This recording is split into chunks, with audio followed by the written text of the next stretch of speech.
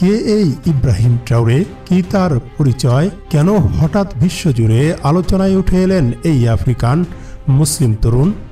মাত্র ৩৪ বছর বয়সে কিভাবে রাষ্ট্র ক্ষমতা নিজের হাতে তুলে নিলেন, আর কেন পশ্চিমারা আজ এই নাম শুনলে কেঁপে ওঠে? আজ জানুন সেই সাহসী নেতার গল্প, যিনি আফ্রিকাকে জাগিয়ে তুলেছেন নতুন বিপ্লবের ডাক দিয়ে।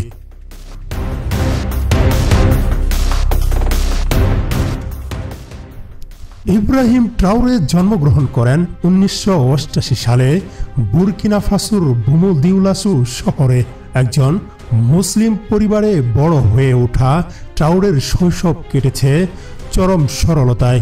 তিনি ছোটবেলা থেকেই ছিলেন মেধাবী, সাহসী আর অন্যায়ের প্রতিবাদী।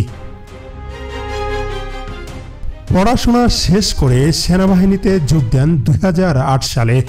অল্প বয়সেই নিজের সততা, নেতৃত্ব গুণ ও মাঠ পর্যায়ে সাহসিকতার কারণে হয়ে ওঠেন সেনাবাহিনীর অন্যতম গুরুত্বপূর্ণ অফিসার। মাত্র ৩৪ বছর বয়সেই রাষ্ট্রপ্রধান। কিন্তু কিভাবে? ২০২২ সালে বুরকিনা ফাসো ভয়াবহ সংকটের মধ্যে পড়ে। জঙ্গিবাদ, দুর্নীতি, বিদেশি হস্তক্ষেপ এবং প্রশাসনিক ব্যর্থতা। তখনকার সরকার ব্যর্থ হওয়ার কারণে জনগণের মধ্যে হতাশা তৈরি হয়। আর সেই সময় সেনাবাহিনীর নেতৃত্বে সামনে আসেন ক্যাপ্টেন ইব্রাহিম ট্রাওরে। ৩০ সেপ্টেম্বর ২০২২ সালে ট্রাওরে এক অভ্যুত্থানের মাধ্যমে ক্ষমতা গ্রহণ করেন। এই অভ্যুত্থান ছিল জনসমর্থিত, কারণ মানুষ পরিবর্তন চাচ্ছিল।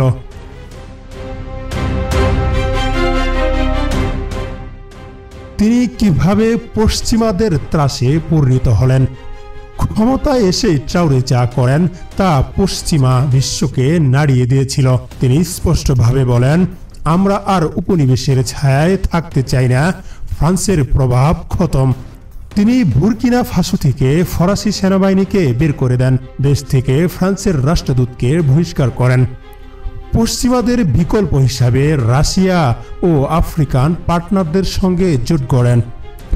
তার এই পদক্ষেপ তাকে পশ্চিমাদের চোখে বিপজ্জনক করে তোলে, কিন্তু জনগণের চোখে বীর হিসাবে উঠে আসেন।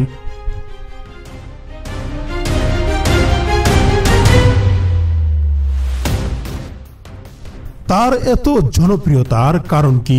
ট্রাওরে কোনো বিলাসবহুল প্রাসাদে থাকেন না। তিনি নিজের অফিসে সাদাসিধে পোশাকে কাজ করেন, সেনা ইউনিফর্মেই থাকেন। একজন বিশ্বাসী মুসলিম হিসাবে তার জীবনে সুশৃঙ্খলা, ন্যায় বিচার এবং আদর্শের প্রভাব রয়েছে।